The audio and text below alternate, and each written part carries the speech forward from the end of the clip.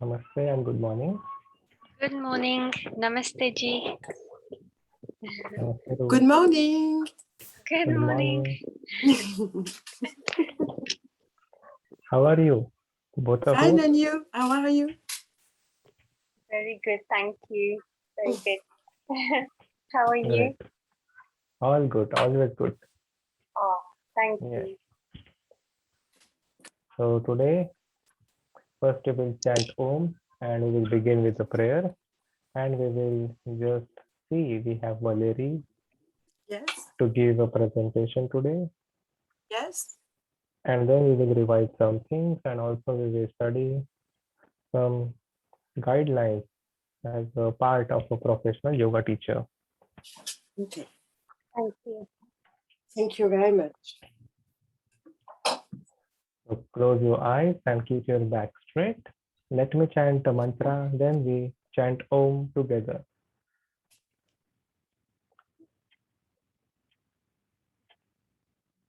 Om Asato Ma Sadgamaya Tamaso Ma Jyotirgamaya Mrityorma Amritam Gamaya. Chant Om one time. Inhale.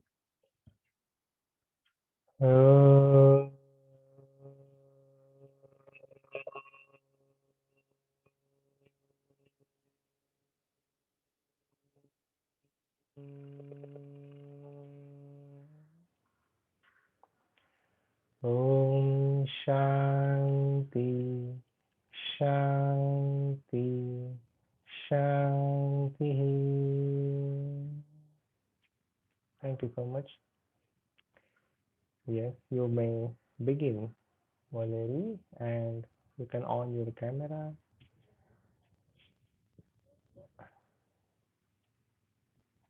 So we will begin with Valerie. Yes. First. Sorry. Good morning. Good morning. So I'm going to try to share a picture of the endocrine system, but I don't remember how to do it. So, but please, okay. Ah, voilà. Just try to share this picture because I'm really bad with drawing. And so it's better if I show you a picture. Yeah. No problem. You can speak, you can show whatever Okay. you can. Yes. Okay, but okay. I was thinking about singing, but now finally no. Oh, voilà. Okay, just I have sent this picture. Okay, so I apologize for my English level. Okay, okay, the endocrine system. So this system regulates all biological process in the body from conception through adulthood into old age. It's a really very, very important system in our body. The endocrine system uses a chemical messenger called hormone, secreted by the gland of the endocrine system. And these hormones are traveling through the bloodstream to various organs and tissues in the body. And this hormone tells these organs and tissues what to do and how to function. Okay.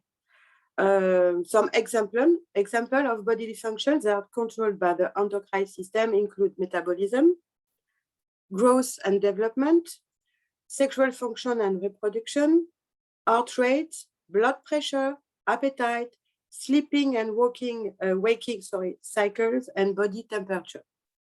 Okay, so it is made with a complex network of glands where hormones are produced, stored, and released. Each gland produces one or more hormones which go on to target specific organ in the body. So if you have a look at the picture, okay, you can see where are located and the shape of the glands, okay, in the picture that okay, maybe, I don't know if you can see the paper that I showed. Yeah, I could see it. I just had to save it first, and then yeah. Okay. But basically, it's okay. It's a picture of a human person with all the different glands. So Yes, my printer is dead. it's okay. It's okay. I couldn't print it and show it at the camera. Sorry. Okay. First of all, if we think about our body like a vessel, the hypothalamus is the captain. Okay, it's a really important gland. This gland is located at the base of the brain, and it links our endocrine and nervous system together and drives the endocrine system. It produces multiple hormones that control the pituitary gland, that might be the pilot. Okay. Okay. And it, pardon, while it is very small, the hypothalamus plays a crucial role in many important functions, including releasing hormones, regulating body temperature, maintaining daily physiological cycles, controlling appetite, etc., and regulating emotional response, as well as managing of sexual behavior. And it can regulate the function of other endocrine glands. Okay? Then the pituitary gland below the hypothalamus and receives signal from the captain, so the hypothalamus. This gland has two lobes, posterior and anterior. Okay? The posterior lobe secretes hormones which are produced in our hypothalamus and stored in this lobe until they are released, like vasopressin that helps your body to conserve water and prevent dehydration, oxytocin that stimulates contraction of the uterus during labor. Okay. The anterior lobe produces its own hormones, and which are acting on other glands.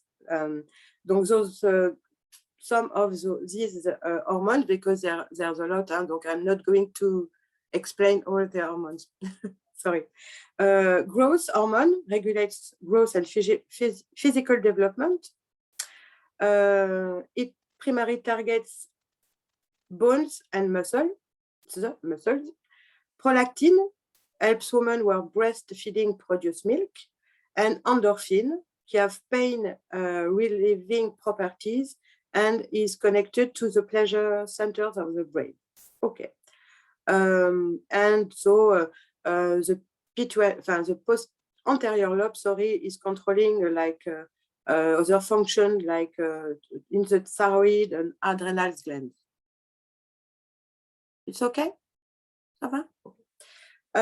Pineal gland is found in the middle of your brain, and it's important for your sleep-wake cycles by releasing melatonin.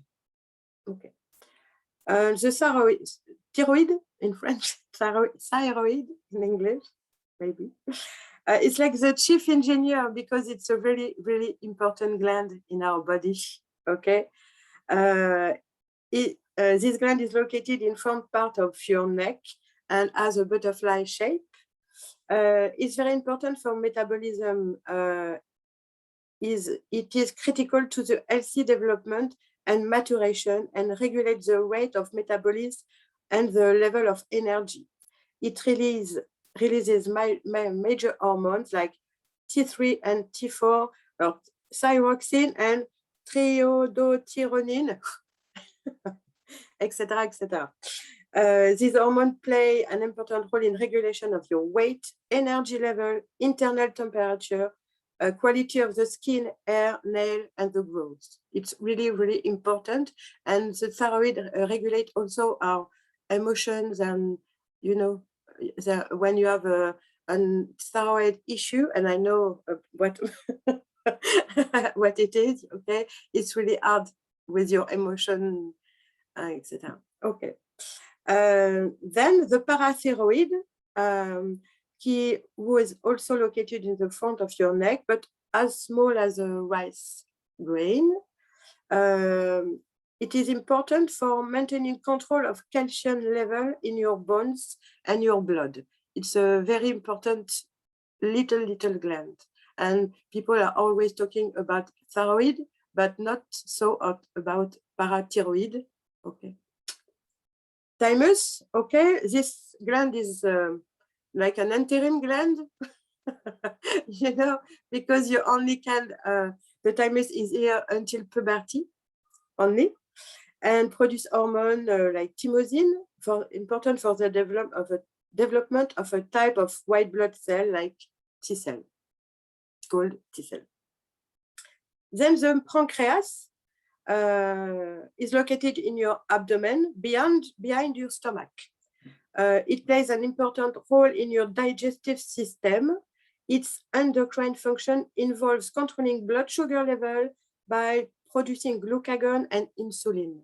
Okay, it's really important in case of diabetes or things like that. Okay. The adrenal gland is located on top of each kidney. There are two glands, cortex and medulla. They produce hormones in response to stress and regulate blood pressure, heart rate, glucose metabolism, and the body's and salt and water balance too. And then the gonad, male reproductive gonads are testes and female reproductive gonads are ovaries.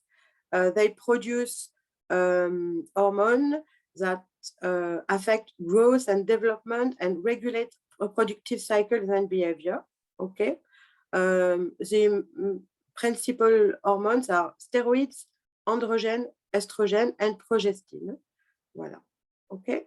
And I can say that there is something very interesting in the endocrine system, that there's a link between chakras and endocrine system. So I think that it can help us to think about better and healthy spiritual and physical life.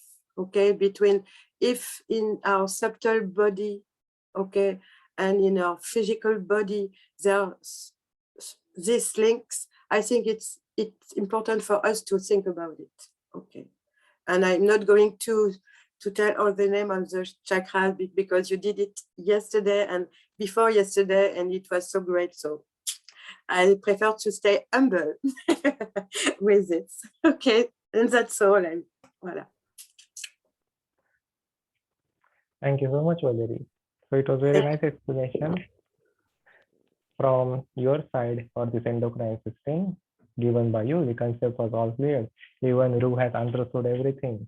You taught the endocrine system more quick than me. Very interesting, very informative. Thank you. I choose this system because in my family there are a lot of issues with thyroid and okay, and so it was interesting for me to learn but a bit voilà, in this system. So thank you very much. Thank you so much. Like even if your English is not your first language, but you really tried your best to explain everything nicely. Very well done, Valerie. Thank you so much. Thank you. So both of you, now I will ask or we will have some basic revision, or we can say a surprise quiz, I can say. So I will ask you some of the questions for both of you, and we will revise like this with all the 15 in the next 10-15 minutes, we can say about that. So what we have learned in these 300 hours or in your course was like in 28 or 24 days of classes. A lot of things we studied, like from the system, from the basics till a lot of deep insight, but we will now see how much we remember about it. Okay. Mm. So first, as Valerie has explained us about the endocrine system, I would like to ask a question to Valerie only, like which chakra is connected with the thymus gland? Okay, alors, oh là là, let me see. The thymus is heart chakra. Heart chakra, correct. Yes. And for the Ru, can you tell me which chakras are connected to all the glands? To I which will gland? I will give the name of the gland. Yeah. You will tell me the chakra. Okay. No problem. Okay. So first I will say adrenal gland.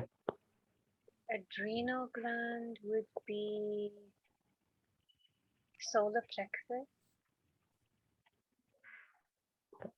Bit close. Okay. Solar plexus, but it is mostly your sacral chakra, Swadhisthana. Sacral. Ah, Solar okay. plexus chakra, pancreatic gland, pancreas, Oh, yes. Yes. below the that- stomach. yeah. Okay. And which chakra for the pineal gland? Yes, Valerie? Ajna, third eye. Third eye chakra. Yes. And how many petals are there for the third eye chakra? Oh, I think it's 20. No, two, Yeah. like this. Yes, two. Yes. And what are those two petals? Ida and Pingala, the nadi. Great. Ida and Pingala nadis that connect goes We- back in our third eye all the way at the bottom of the spine. Yes. So when these two petals will be clean and will be pranic blockages will be removed, then our Sushumna channel will be clean and Kundalini will rise up with all these chakras activation. Then the next question again to Ru. Here, in terms of skeletal system, what are the bones which makes up our pectoral girdle? I'm not looking at my notes. Is that okay? So I'm just trying to use my memory. Yes. Okay. No problem. So pectoral, can you repeat? So the bones that Yes. are connected to the pectoral. So the That makes pectoral up is our pectoral, yeah. okay. So the pectoral is the chest. So you've got the humerus. Girdle. The humerus, the shoulder, ball and socket joint, clavicle, the sternum, rib cage. That's the main. Okay. That's the main bit, I think. Is that right? Great, Ru. You have said lots of names of the bones from the okay. pectoral, but there are only two bones which make our pectoral girdle. Girdle is what? Which connects our axial, this axial skeleton to the appendicular skeleton. So Okay. pectoral girdle and pelvic girdle. Pectoral means shoulder blade and clavicle, collarbone. So the These two bones. clavicle. What was the other one? Sorry, clavicle and shoulder blade, the shoulder scapula. blade. Scapula. Okay, that's good. Thank you. Yeah. Now, the next question to Valerie. Which bone is the movable bone in our head? Okay, I can say it in English. This one, only Yes. this one is movable. What is the name of that bone, Ru? Mandibula. Mandible. Mandible. Great, correct. Mhm. Mandible. Okay. So concept is cleared, Valerie. Great. Yes. Even was if we don't know the English, but our concept is clear. That I am happy. It's quite the same in French. It's mandibule. So Yeah. I was supposed to know it. And the next question, how many bones are there in our axial skeleton? Axial Number of bones in our axial skeleton in one line? 80. 80 bones. Yes, 80 bones. And how many in appendicular?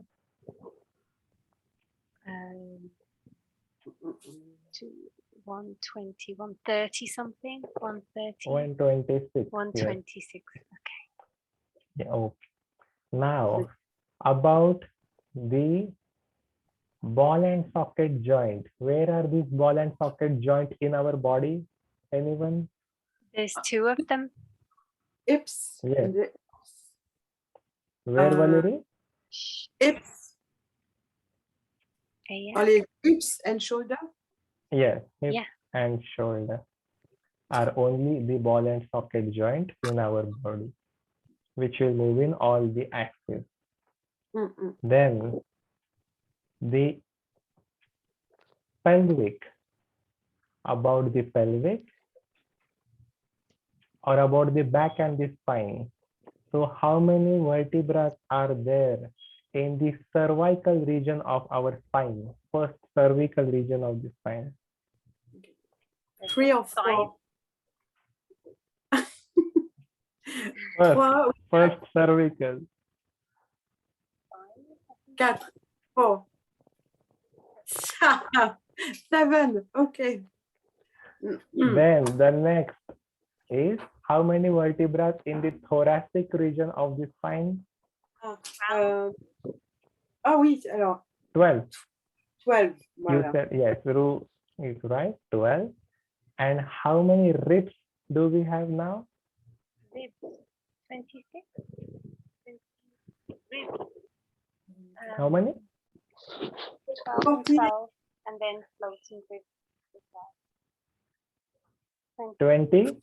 14? 4. Okay. You have to remember 24. It is easy because the number of thoracic vertebrae is 12. So number of ribs 24. All the ribs connected to the thoracic region, but in the front they are 12 and 12. So 24.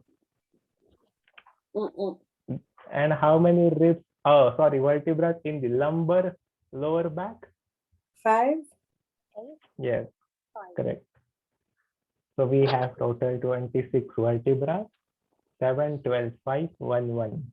Sacrum and coccyx, we will count 1 with the fused bones as well there are. Now about the muscles.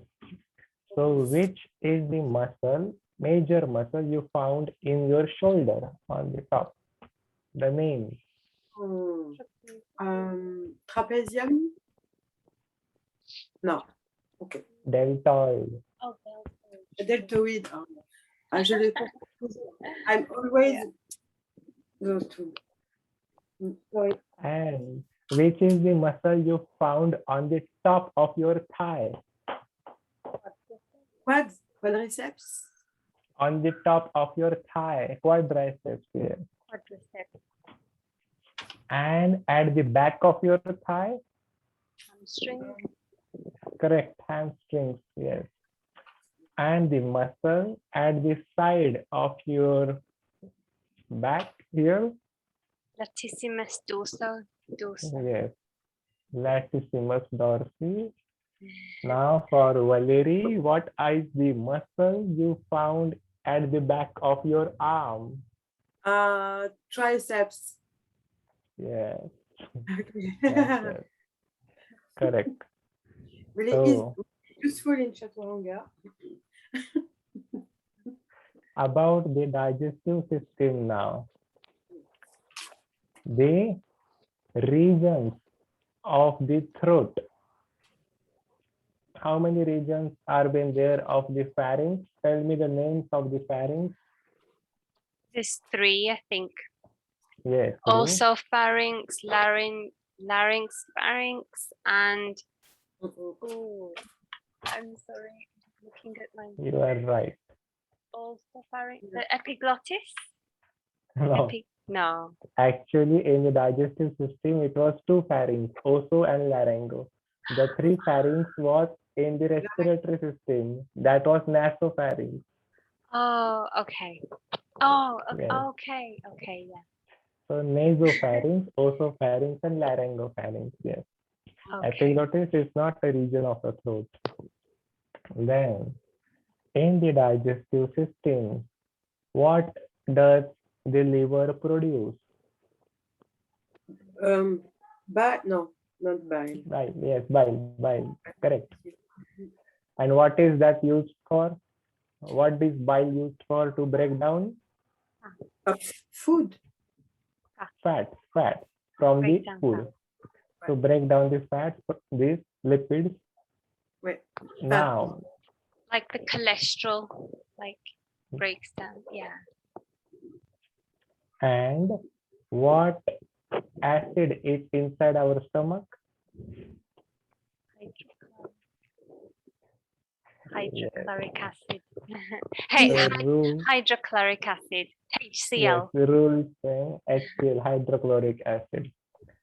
And about the respiratory system, now I will ask, what is or the function of alveoli?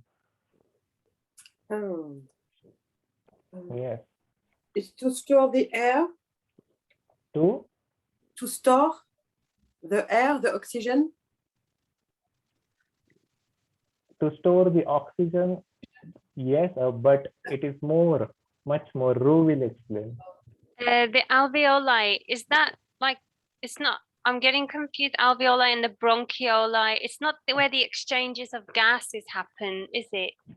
Is it? It is the same, It air is. sacs. So, right. There are air sac alveoli. Now you go on. Where the exchanges of gases happen, so when the liquid form of carbon dioxide turns into gas form, and then it's transferred into oxygen, something like that.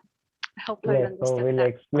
explain Sorry. it. So whatever the air is present, this air is not in the liquid form. Do we breathe the liquid or do we breathe air? Gas. What do we breathe?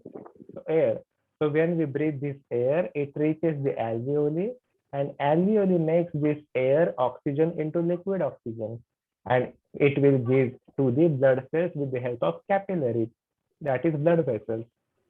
And at the same time, the liquid carbon dioxide from the blood is taken back into alveoli. It is made into gaseous form of carbon dioxide. So we breathe out gaseous form of carbon dioxide. Is what? A process done by the inside alveoli. Now, so interesting. Another question.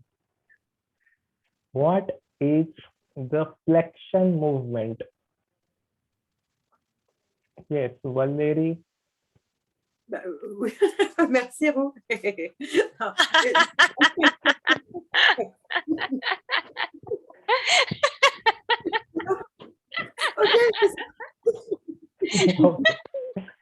So what is flexion? Valeri showing. Okay. Okay. Okay. Define flexion. Definition of flexion. Sorry. In English. In English.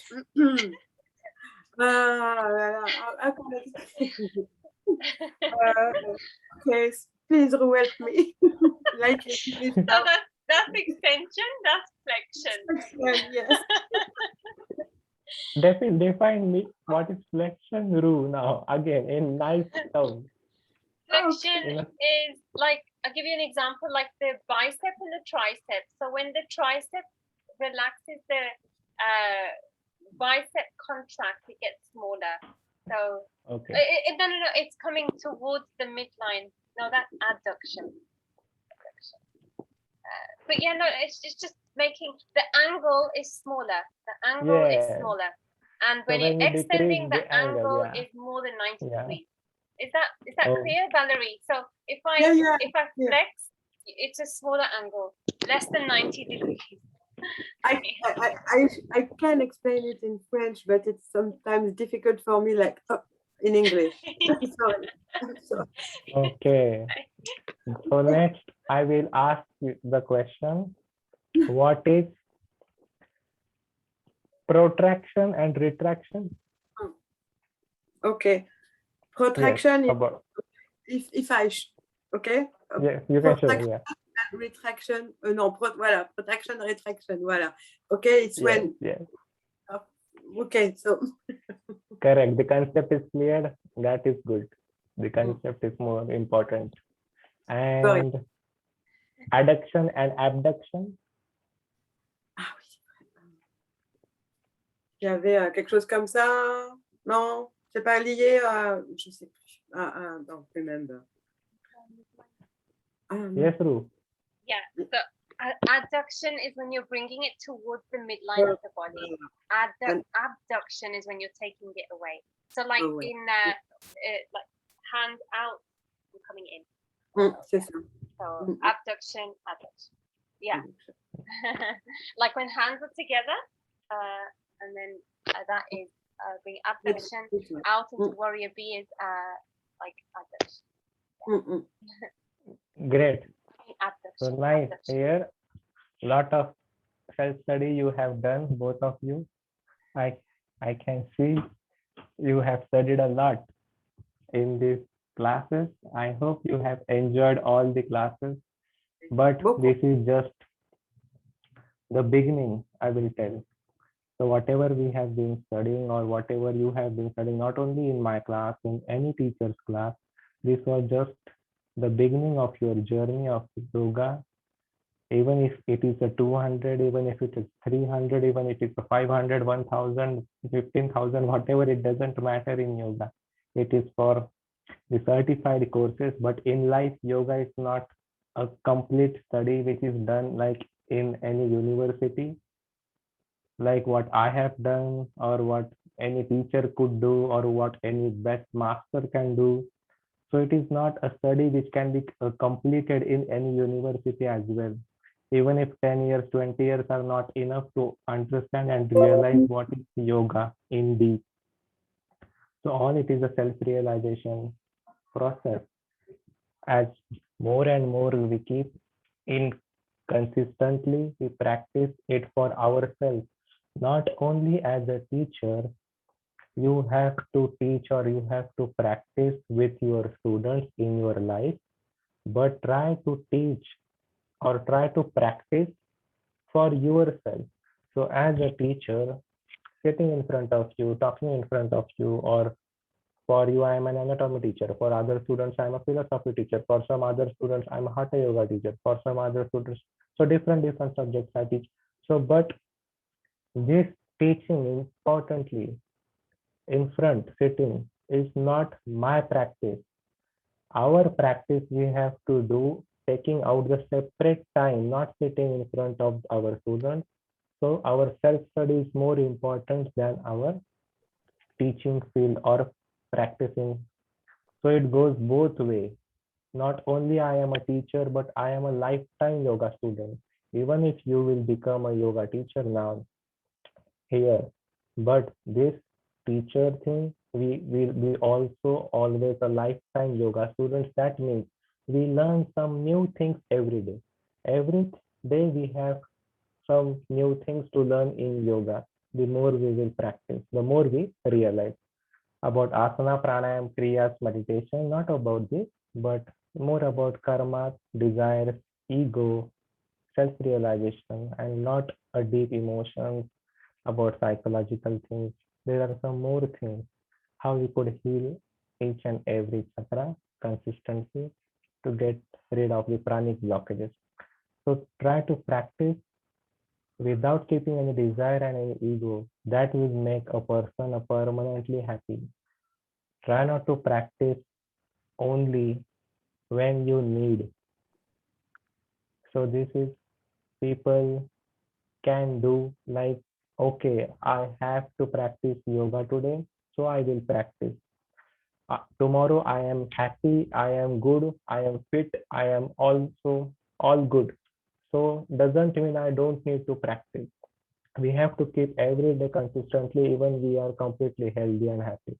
If we will miss one day to practice yoga, we will go 10 days back in our practice. So I am saying try not to miss a single day. There is no Sunday, no holiday. here to practice yoga. And I am not saying to practice asana. I am saying to practice yoga.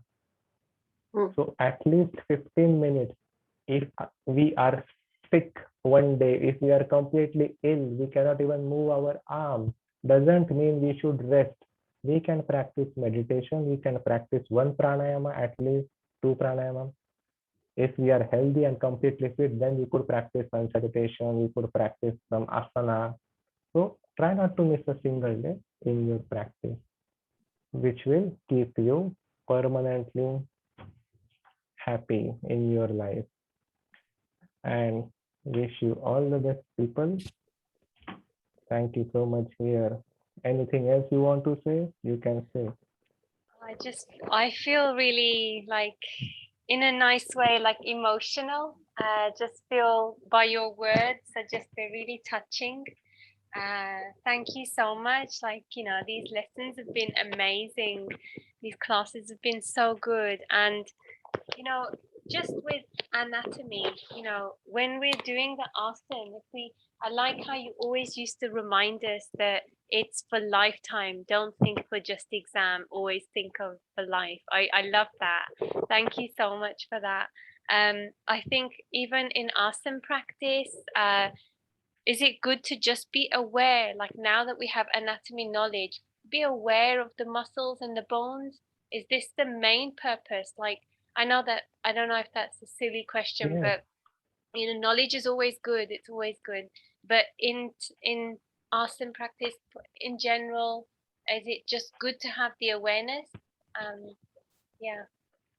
So yeah, Ru, whatever you are speaking in the asana sessions, it is very important, first important to get aware of the physical muscles and bones. If we are not aware of our muscles and bones, then we cannot be aware of our chakras or more inside. Directly, if we will try to jump, so there are steps. So first physical body, then work on subtle body, then work on the third body. So we have this steps. So physically we have muscles and bones, we have to be aware. If we are not aware of this, directly we are concentrating on the chakras, our body is not in alignment, our muscles are then getting cramps and injuries, then it will not work. So the body, mind, soul, we have to work aware of our physical state, then the mental state, then we can be making our soul permanently happy without any desire and ego inside. And it is good that you remembered that don't study for the exam, study for your life. Actually, this is what yoga. I have another. Oh, sorry. Go ahead, Valerie. No. It's okay. Well, I just wondered, because you're surrounded with so many beautiful yogis and beautiful, perfect environment, everything. How can a person, when they're living, like I live in a different country, I live like, it's not that spiritual in comparison to where you are. How can a person, like, maintain that yogic discipline when they're around so many non-yogic people? Yogic people is not only like I am surrounded with yogic people, but it is on ourselves, it is on myself. Like I have what I have to do or what I have to think or about my thoughts. For example, my mom is my guru in my real life. She is my yoga guru. She is a yoga teacher. She just don't know English, but she is practicing yoga and she is teaching yoga for last 40 years. In just teaching experience. So whatever the knowledge came within me is just from my mom, and now she is not a yogi yet. I asked the same question, are you a yogi? She said, I am not. So what happens here, we have an attachment. When we have some attachment with our family member, with our loved ones, then we have that emotions as well. But the yogic state is what? The pure love, the pure blissfulness. So unconditional love is different, but the attachment love is there. Once a person would love each and everyone non-attachmentally, unconditionally, every soul, not only about a human being I'm talking. We can say our pet, our. It is very hard here. I am a family person. Like I have some attachment towards my family, my mom, my dad, my partner, whatever, brothers and sisters. So this is what an attachment. Even after that knowledge, I have that emotions.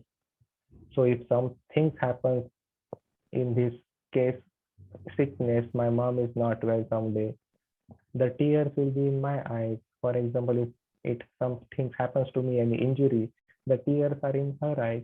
So there is an attachment kind of love. Also there are many things. So this is just the one thing from being a yogi. A yogi is not only the person who is doing the great asanas and pranayamas and teaching all this knowledge and philosophy about an anatomy, all this, but it is much more. This is we are just starting. I mean, even after 15 years of experience with my teaching, but here also a lot of things to go ahead. So it's a even journey. non-yogic people, we have Amazing. lots of non-yogic people. Yes, Valerie? It's like an evidence, even if in your surrounding nobody understands what you are doing, why you do you wake up at 5 and do meditation and do this and do that. Even if nobody understands, it's not important, I think for me it's like this. It's the way I can't say I need, but just it is like this. Okay. What we can do in simple things I can tell. So we don't have to judge anyone in a wrong way. First point, we don't have to choose our favorite, or we don't have, like, there are some limited people in our life. We have to share our attachment kind of love. Like even to your students, even to your, like when you will become professional teacher, like there is like unconditional love. Try to teach every student in the same way. Not like this person is more flexible. Okay, this is a good. This person is less flexible. We have to make her more, or treat differently treatment. So everyone we have to love unconditionally, equally. The second thing, that is unconditional love. First, do not judge anyone. Again, try to keep less desire.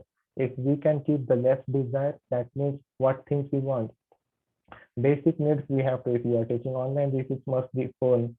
But in our life, we have more desire. We want this, we want that. Okay, so this is a nice dress. We want that. Okay, this all is attachment. This is nothing. All is attachment. This is apple or attachment kind of things. Or so when a person will realize that he has to leave this all attachment and then to just free in the nature, that pure blissfulness is a difference. This is just temporary form of happiness. This earphones, this attachment. Today I am happy, but tomorrow if this will break, what will happen? I will cry. This is tears. This is my phone. If it will break, what will happen? My iPhone, Apple iPhone, lot of money, this phone. It is emotion, tears. If it will lost, I will lost my all the contacts again. So this is just attachment. We have to get rid of this all attachment. We will be the ego, the next one, more important. Try to be less egoistic. I mean, every person has some ego, but try to be honest, try to be frank, try to be open-minded. These things are important to reduce our ego. Honest. Let the people think what they have to think. If people giving bad words, if people thinking bad about us, thank you, God bless you. It doesn't. If people say us donkey, if people say us anything, that doesn't mean we become donkey. So we just accept, thank you, but do not say the same wrong words, bad words back. Bless them. Bless them more. If they are treating us bad, they will realize one day and come back and say sorry to us. So they have to do their own self-realization. We have to do our own self-realization. This is what you will proceed further in a yogic way.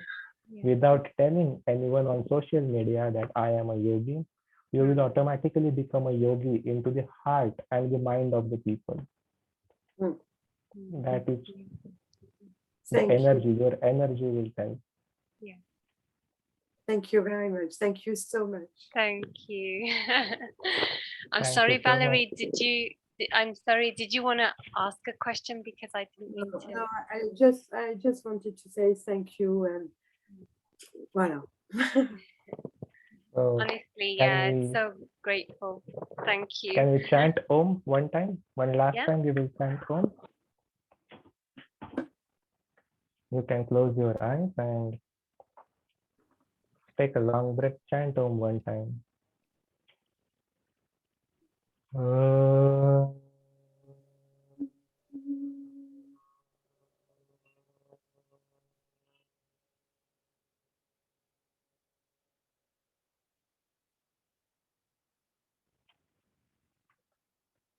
Om Shanti Shanti Shanti. Open your eyes. Thank you so much. Dhanyavad. Hari Om. Hari Om. Okay. So thank you so much, everyone. Okay. God bless you. Yes. Anything you want to ask or try to contact the management people and they will let me know. Okay. Thank you. Bye bye. Bye bye.